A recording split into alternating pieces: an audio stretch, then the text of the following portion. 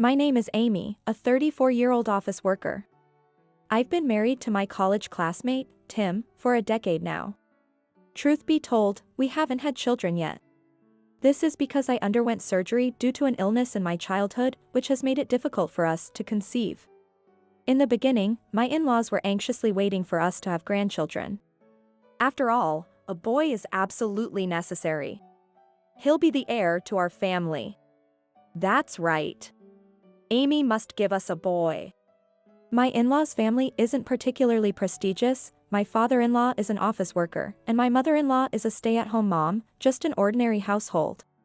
Although my husband is the eldest son, he's somewhat absent-minded, shall we say. The moment we mentioned we had no plans to take over the family home or live together, my in-laws freaked out and came to our place, a moment I still remember vividly. Back then, they came over many times, trying to convince us with tears, which made it quite a challenge to make them give up. However, explaining that living with them would require my husband to quit his job, and considering the recession, the chances of finding another job with the same benefits were slim, made them pause. Still, when my in-laws suggested, we can introduce him to a job here, come over, my husband was flabbergasted. If you keep this up, I'll cut ties with you. He was very clear about it.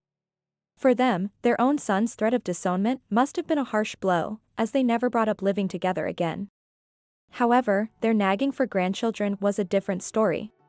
Years went by without us having children, and eventually, my mother-in-law couldn't hold back any longer and started contacting us persistently. When will we be able to hold a grandchild? We're not getting any younger. It's about time you think about the future. I'm sorry. But there's really nothing we can do about this. Being asked when we'll have children, I wanted to know the answer more than anyone. While friends who married after us were getting pregnant one after another, why wasn't it happening for us?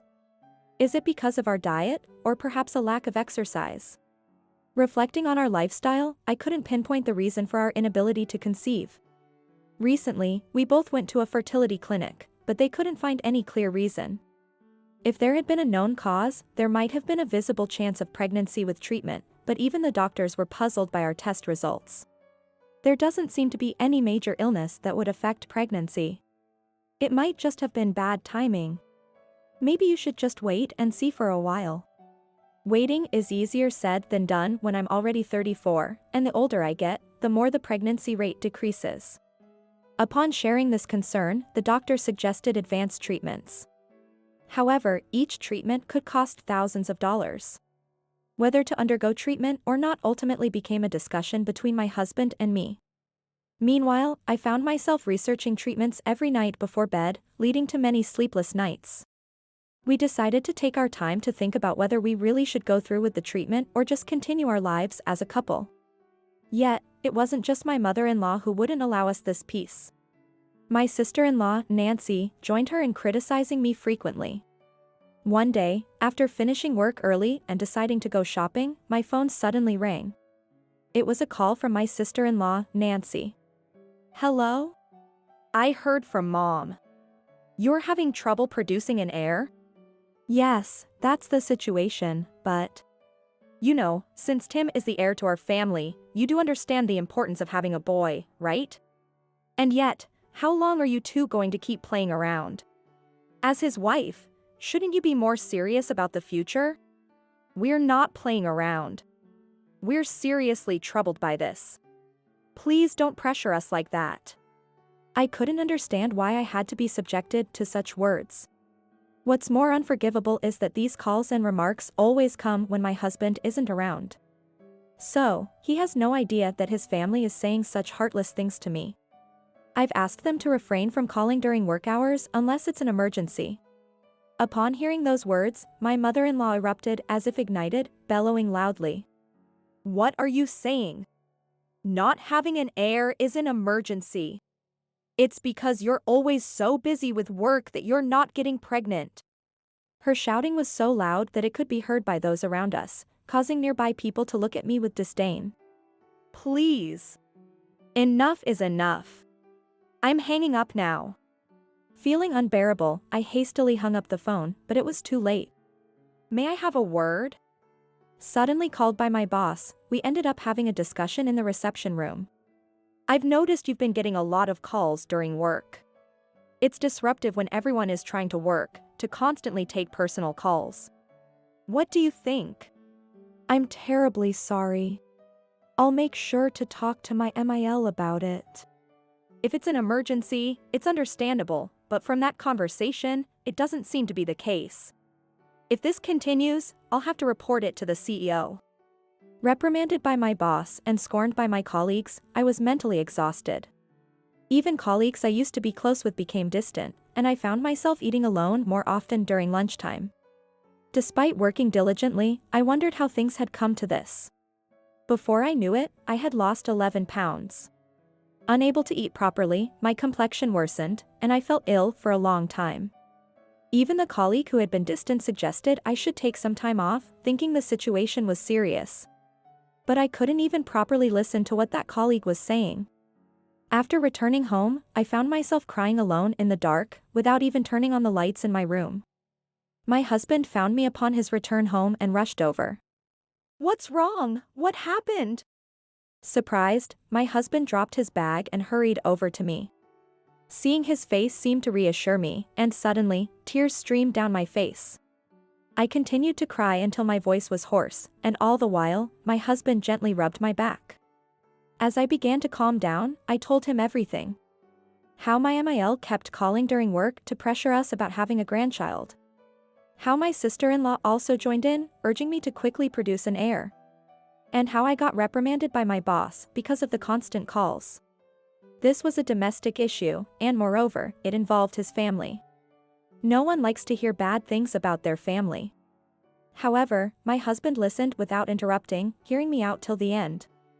I'm sorry for all the trouble, especially since it's my family. But I can't take it anymore. Holding back tears, I spoke in a trembling voice, and suddenly, he pulled out his smartphone. Hey, Mom. Sorry, but could you not call Amy anymore? What you've been doing is outright bullying. It was clear from the conversation that he was speaking to his mother. Once he said that, she retorted in a shrill voice. What are you talking about? I'm just giving you advice for your own good. How can you call that bullying? Amy, don't you think you're being a bit too sensitive? She insisted she was not to blame, suggesting instead that it was my fault. But my husband didn't back down. He firmly told her that the matter of children was for us to decide and asked her not to interfere. Still, from her perspective, it wasn't just our issue. As the eldest son and heir, my husband was expected to be more aware of his responsibilities. Even in the modern era, it was disheartening to hear people still making a fuss over heir issues. Gradually, my husband seemed to tire of the fruitless conversation, sighing heavily in front of me. Look, Amy is getting in trouble at work because of you guys. It's not fair to her when she's working hard. Please, no more calls. With that, he forcefully ended the call. I'm sorry. My mom and sister have been a nuisance. You can ignore their calls or even block them, okay? Thank you for speaking up for me. Yeah, I'll block them. From that day on, we received no more calls or messages from them. Once they couldn't reach me, they started calling my husband instead. At first, my husband responded casually, but it seemed to become a hassle for him over time. He said, enough is enough. I won't answer the phone anymore, and I'll block you on SNS as well. With that, he even blocked their calls and SNS messages. The two of them, unable to accept this, showed up at our house later, pounding on the entrance door and yelling loudly. Hey, Tim, Amy. We're here, open up quickly. How can you not welcome us when we've come all the way to visit you? What kind of upbringing did you have? I'd like to see what your parents are like. They claimed we were being rude for not opening the front door, but isn't yelling early in the morning at 6 a.m. on a weekend the real rudeness? My husband, woken up by the noise and already in a bad mood from being woken up early, was quite angry at his mother making a scene outside. Cut it out. What time do you think it is? Make any more noise, and I'll call the police. The mention of the police would usually deter most people from further harassment. However, they didn't leave. Instead, they insisted on not leaving until we let them in. Thinking of the neighbors and not wanting to cause further trouble, I reluctantly unlocked the door. As the door opened, they carelessly took off their shoes and barged into the room. What are you thinking? Not answering calls or messages, is this how you treat your own parents? That's right, it's rude of a daughter-in-law to act this way, especially when I've come to announce my pregnancy. Pregnant? Saying that, Nancy pulled out an ultrasound photo from her bag and flaunted it to me. Nancy got married last year and was blessed with a baby with Rick. My mother-in-law boasted about it being her first grandchild, and she indeed made sure I knew. Congratulations! Please take care of yourself during this important time. As I said this, Nancy smirked and said, "Jealous I got pregnant first, aren't you?" I wasn't jealous, though I felt a bit envious. But this is something one can't control, and seeing friends who married after me having children one after the other, I've gotten used to being overtaken. Still, Nancy kept smirking and bragging, which didn't make me feel any better. With Nancy's pregnancy, my husband stopped receiving persistent calls from my mother-in-law.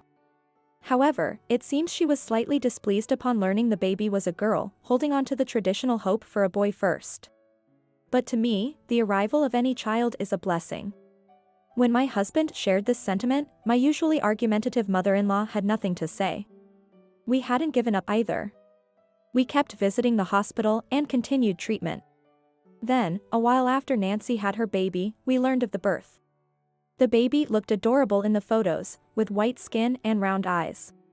When we attended a family gathering after things had settled down, my husband and I brought a gift.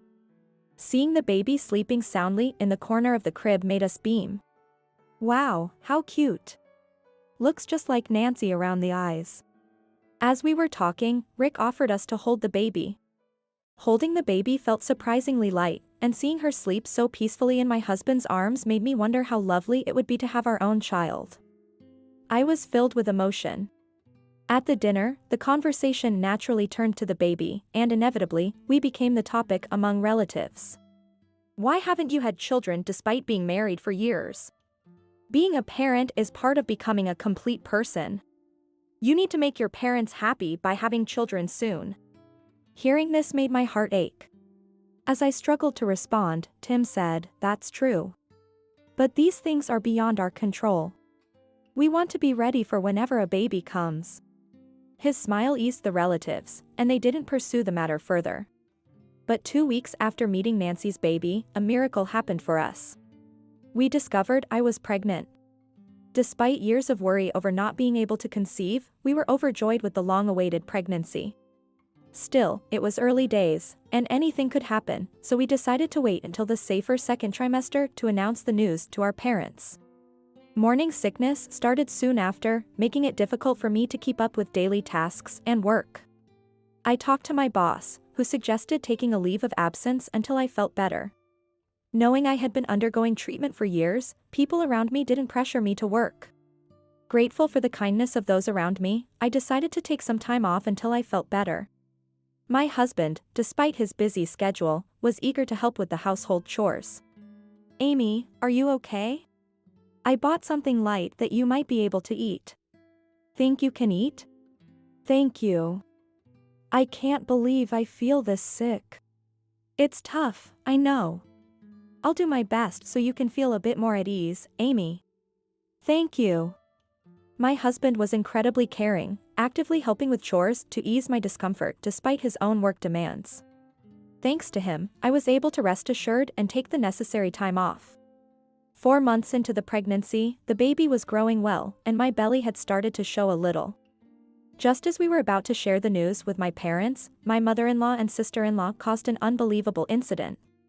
It happened when we were visiting my hometown with my husband. Since my family lives out of state, it took us a 2-hour drive there with my husband behind the wheel. "Mom, Dad. I have a baby in my belly. It's the pregnancy we've long awaited." Upon hearing the news, my parents were overjoyed. Especially my mom, knowing how much I had struggled, cried tears of happiness. Though she never said much about it, I'm sure she had been eagerly waiting for a grandchild. "Congratulations! It's an important time, so take care of yourself." Thank you. I'm planning to come back home to give birth, so I'll visit again soon. After spending the night, we returned home the next morning. As we were about to unlock the door, Mrs. Smith, a nosy neighbor, approached us. Not a bad person, but once she gets involved, it's hard to get away, making her somewhat of a bother. She had a troubled look on her face. Excuse me, do you have a moment? Yes, what is it? Your house was filled with babies crying yesterday. Are you taking care of it properly? A baby? What are you talking about, Mrs. Smith? My baby is still in my belly. We haven't had our baby yet. Really? But yesterday, it was so loud, Mrs. Brown and I were worried. It was coming from inside your house. Confused, I opened the house to check inside, thinking it must have been a misunderstanding by Mrs. Smith. There's no baby in our house yet, so it must be a mistake. Oh no. Amy, come here quick. What's wrong? What on earth is this? In the middle of the living room, on a cushion, lay a baby. The baby looked pale, and its diaper was overflowing, emitting a foul smell. Wait, isn't this child Nancy's? I recognized the child. It was the daughter born to Nancy. But why was she here, sleeping in our living room? Many thoughts raced through my mind, but the immediate need was to call for an ambulance and the police. My husband and I split up to make the calls, and within about 10 minutes, both the ambulance and the police had arrived. The baby was quickly taken to the hospital, and during that time, my husband and I were questioned by the police. Mrs. Smith, who had heard the crying the day before, also joined in the questioning. It was around 2 p.m. yesterday, I think. I saw 2 women entering this house, one of them holding a baby. I thought it was your child because the crying was so loud, it could be heard outside. We had left for my parents' house yesterday at 10 a.m. As you can see, our baby hasn't been born yet. Those 2 women were probably my MIL and sister-in-law. Just to be sure, we called them. But we couldn't get through to either of them. So, my husband called Nancy's husband. And what he said was completely unexpected. Apparently, Nancy and my MIL had gone on a trip to Korea together. Nancy had told me that her daughter would be staying with you, Amy. That's why I didn't call to check. I had no idea something like this had happened. Surely, they left the baby alone, thinking we'd be back that day. They never imagined we wouldn't return that day. Upon informing Rick about the hospital the baby was rushed to, he said he'd head there right away. After explaining the situation to the police, they said they'd question the couple upon their return and then left. After the police left, anger naturally welled up inside me. To think they'd leave their own child in such a condition just to have fun. It could have led to irreversible consequences. My husband and I then went to the hospital where the baby was taken. The doctor informed us that, although the baby was weak, there was no danger to life, and it would be possible to go home after 2 to 3 days of hospitalization. Thank goodness! What if something irreversible had happened? Amy, Tim. I am truly sorry for what happened. It's all because of Nancy, dragging you into this terrible incident. No, it's really good that nothing happened. However, there's still a mystery left unsolved. How did they enter our home? Neither my husband nor I had given them a spare key. How on earth did they manage to get a key? Either way, we need to change the locks first. I'll contact a locksmith to have it done immediately. That sounds like a good idea. But will changing the locks really solve the problem? Knowing our home, they're bound to try something again. Fortunately, our house is company-owned, and we had been planning to buy our own home once we had a child. It might be worth considering moving somewhere else until our new home is ready. Sometime later, we received a call from Rick. Upon their return, they were taken to the police station for questioning. They apparently left the house thinking I would take care of everything, never imagining we would be out. They were taken in on suspicion of child neglect. However, they refused to accept any blame, saying, "It's not my fault, it's Amy's fault. She didn't take care of the baby in my stead. I did nothing wrong. That's right. We never thought you'd be out." The fault lies with those two for not informing us beforehand. They insisted it was my fault for not caring for the child, refusing to acknowledge any wrongdoing on their part. The police officer taking the statement was appalled by their selfish reasoning. As for how they got into our house, it turns out my mother-in-law had taken a spare key lying around the entrance when she visited and made a copy for herself. I had rushed to make a spare key thinking I had lost it somewhere, never imagining my MIL had taken it to make a copy. In addition to child neglect, they were arrested for breaking and entering. Later, my father-in-law and Rick came to apologize for their actions. But as long as we're here, they're bound to try again. Staying here, we won't be able to live in peace. That's true. Maybe it's better if we move. With that thought, we decided to move. Fortunately, we quickly found a new company house, and we moved there. Moving while pregnant was hard, but my parents and relatives helped. Even if it's just for a short period until our new house is built, the fear of them returning was unbearable. After the move, my mother-in-law called, angry that we had moved without informing them, especially since they had intended to visit. "You moved without even telling us. What's the meaning of this? We were all set to come over. We didn't ask you to come. Besides, shouldn't you be apologizing for causing such an incident? We're not to blame. It's your fault for not informing us you'd be away." Even now, they refuse to see themselves as in the wrong. Beyond anger, I was simply astounded. Is that so? I guess I'll never see eye to eye with my mother-in-law.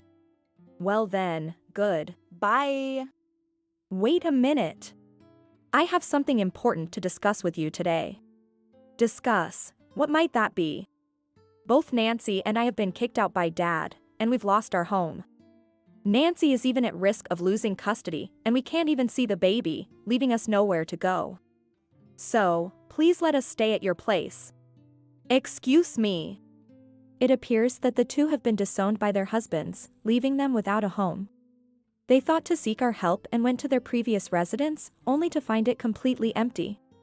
They must be panicking, calling us in desperation. However, I couldn't bring myself to live with someone who could cause such an incident without a second thought. I'm sorry, but I can't live with you two after what happened. I'm about to give birth myself and want to spend this time in peace. Having you two around would not allow for that. So, I must excuse myself. Wait a sec. After hanging up, I blocked all calls and messages, including those from my sister-in-law. When they couldn't reach me, they bombarded my husband with calls, begging to let them stay with us. However, my husband also made it clear that living together was not an option. The two of them were left utterly dumbfounded. Later on, they found shelter in a decades-old apartment, juggling part-time jobs to make ends meet. Yet, they seem to struggle with maintaining relationships, constantly changing jobs. Strapped for cash, they argue almost daily. Meanwhile, our long-awaited baby has arrived. Holding my child in my arms, I'm filled with indescribable love and emotion. Though I anticipate challenges ahead, my spouse and I are determined to work together to bring happiness to our child.